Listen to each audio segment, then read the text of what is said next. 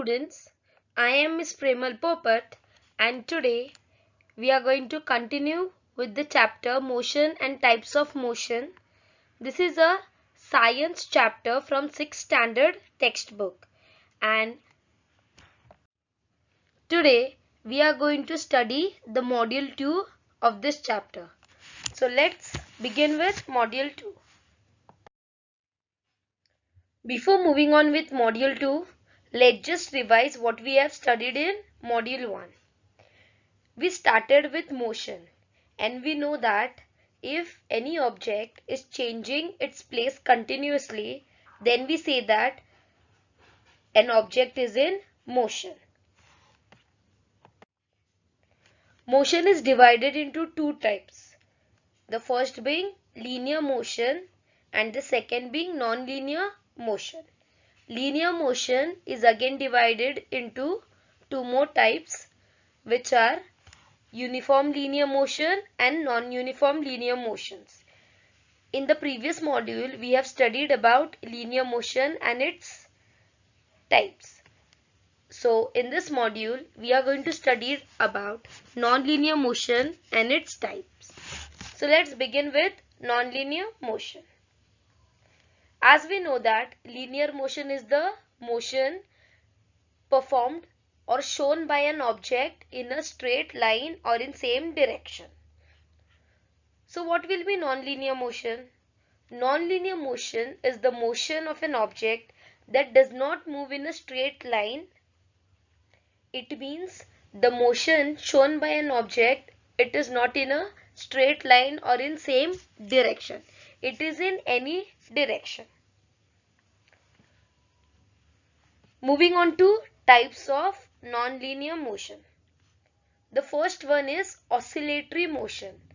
From the name itself, we get to know about this motion. That means the motion shown by an object is in which form? Oscillatory form. The motion of a body that is oscillating, that is swinging back and forth, is called oscillatory motion. This is a kind of motion shown by an object which is swinging. Swinging as in, now in this picture we can see that the girl is swinging in forward and backward direction, right? So this is an oscillatory motion. The motion shown by this girl on a swing is oscillatory motion. Why? Because she is moving forward and then going backward, that is back and forth. What kind of movement does a swing in a park show? The swing always comes back from one end to another. As I explained to you that this girl is moving forward and then going backward. That means back and forth. It takes about the same time for each swing or oscillation. Now this girl is performing this oscillatory motion and students, she is coming forward and then going backward. This is one oscillation and it takes about the same time for every oscillation. This movement of a swing is called oscillatory motion. So this is the first type of nonlinear motion, which is oscillatory motion. Circular motion. As the name itself suggests, that the motion shown by an object in a circular form or an object takes a circular path. On the screen we can see three GIF images. In first image we see the GIF image of a clock. Now in this clock the minute hand is ticking in which form? It is taking which path? It is taking a circular path. Hence the motion performed or shown by this minute hand is a circular motion, as it is moving in a circular path. Similarly, when we see this example of a fan, the blades of the fan are also moving in a circular path. They are taking a circular path, right? So the motion performed or shown by the fan is a circular motion. Now when we visit playgrounds, we see many merry-go-rounds, right? Over here also, we can see a merry-go-round in the third GIF image. So this merry-go-round takes a circular path and hence the motion displayed by this merry-go-round is a circular motion. Let's define circular motion. The motion of an object along a circular path is called circular motion. It is the motion shown by an object along a circular path. The object has to cover a circular path and then we can say that the object is showing circular motion. Now these are few more examples of circular motion. Here we can see in the first GIF image a giant wheel. It also takes a circular path and hence it performs a circular motion. Similarly again, this one is the image of a merry-go-round which is huge. So the motion shown by this merry-go-round is a circular motion. So this was about the second type of non-linear motion, which is circular motion. And how do we define circular motion? It is the motion of an object along a circular path. Periodic motion. This is the third type of non-linear motion, which is periodic motion. So let us understand about periodic motion. On the screen we see two GIF images. The first is the GIF image of a clock in which the seconds hand is ticking and the second GIF image is of the merry-go-round. Okay. So what do we understand by this periodic motion? Okay. We see from these examples of oscillatory motion and circular motion that some objects complete one round or one oscillation in a fixed period of time. In the previous slides, we have studied many examples of oscillatory motion and circular motion. Okay. So some objects complete one round or one oscillation in a fixed period of time. Now, if we consider this clock, the seconds hand of a clock is ticking. Now it will start from 12 and then again reach 12. Again it will start from 12 and again it will reach 12. So the seconds hand of a clock is exactly taking 1 minute to reach 12. And for the second minute also it will take again 1 minute, right? If we consider this merry-go-round, suppose I consider the start point over here. Now this merry-go-round takes one round. Suppose it is taking 5 seconds to reach or to complete one round. To complete second round also it will take 5 seconds. To complete third round also it is taking 5 seconds. That means the time interval is fixed. The period is fixed. Okay. The time span taken to complete one round is fixed, and that is why we say that some objects complete one round or one oscillation in a fixed period of time. Over in case of clock, if we consider the minute hand will take 60 minutes to take one full round for first hour. For the second hour, it will again take 60 minutes. For the third hour, again it will take 60 minutes. So that means the time interval for one round or one oscillation is fixed. That means there is a fixed period, we can say, for one oscillation, and this is known as periodic motion. That means to complete one oscillation, there is a fixed period or fixed time interval. Now, how do we define periodic motion? We know that to complete one oscillation, the time interval is fixed or the period is fixed. The motion of an object which passes through a certain point again and again after a fixed period is called periodic motion. So in the previous examples, we have seen that the clock hand, that means the seconds hand of a clock, it is passing through a certain point again and again. Suppose I consider the 12. So the minute hand or the seconds hand, it is passing through this 12 again and again, and after a fixed period. The amount of time interval is fixed, and that is why this is known as periodic motion. Now over here we can see a pendulum clock. Okay, this is another example of periodic motion. So this clock, it has a pendulum and it is oscillating. Okay, so while performing or while showing one oscillation, the time interval is fixed. Now it is, suppose I consider this as the start point, and again this as the end point. That means it is starting and coming to the same position, and it is repeating its motion again and again. And also while repeating the motion, it is taking the same time to reach that point.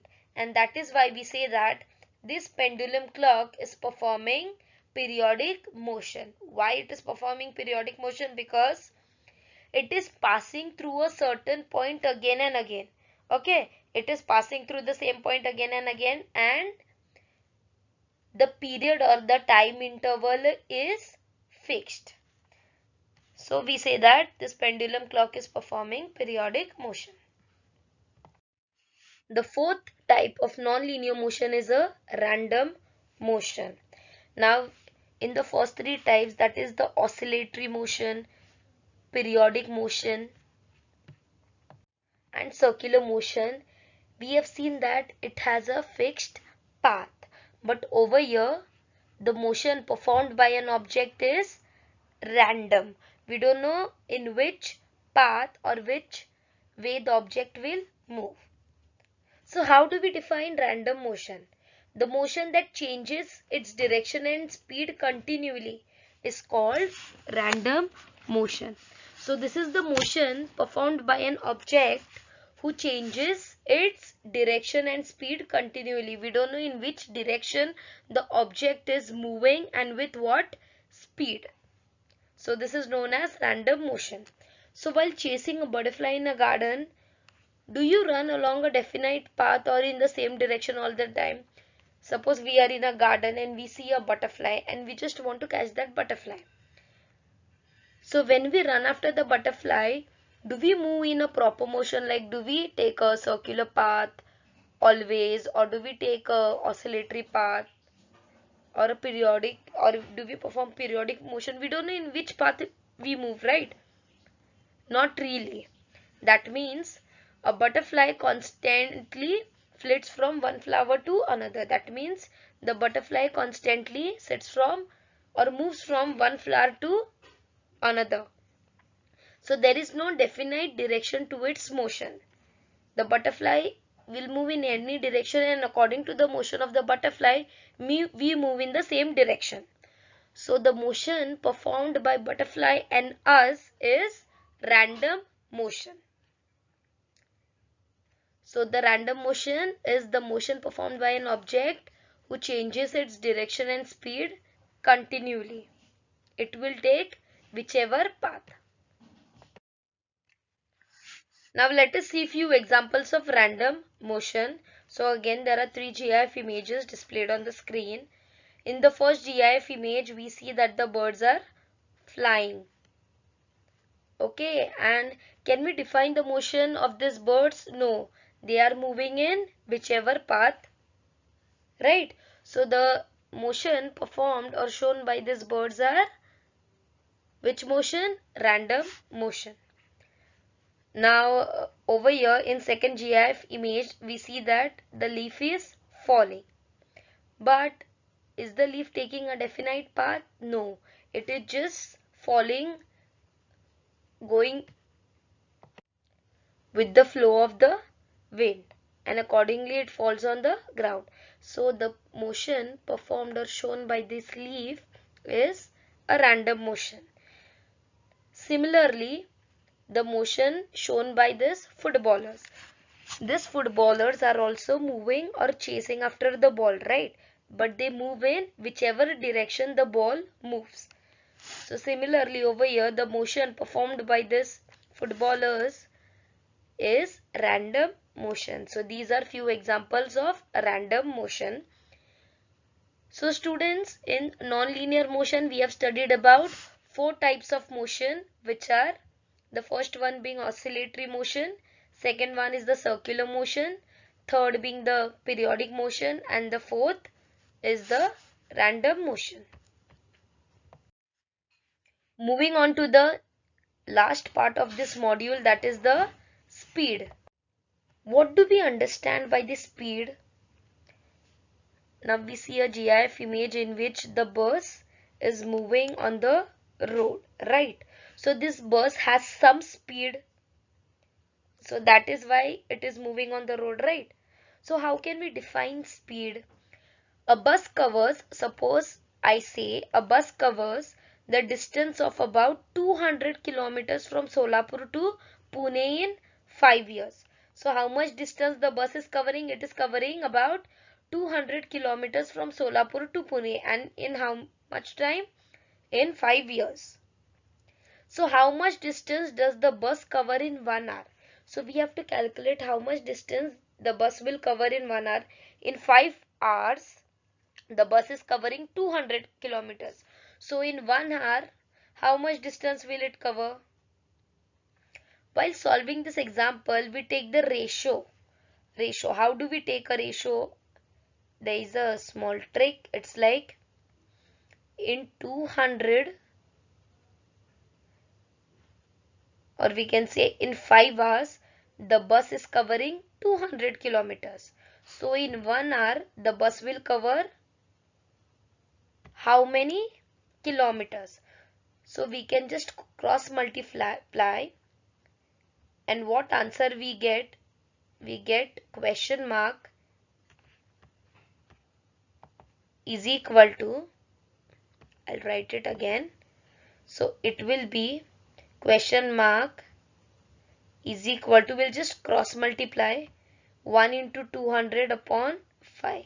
So how much I'll get? I'll get 200 over here, 200 upon 5. How did I get this expression? I got this expression as I cross multiplied 200 into 1 and question mark into 5.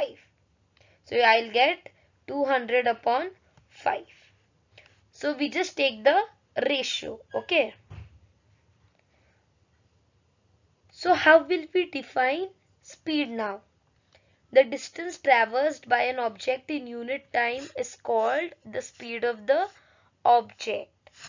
Over here, what did we take? We take the ratio of distance traversed is nothing but distance traveled. So distance traveled is how many kilometers? 200 kilometers. To find the distance covered by the bus,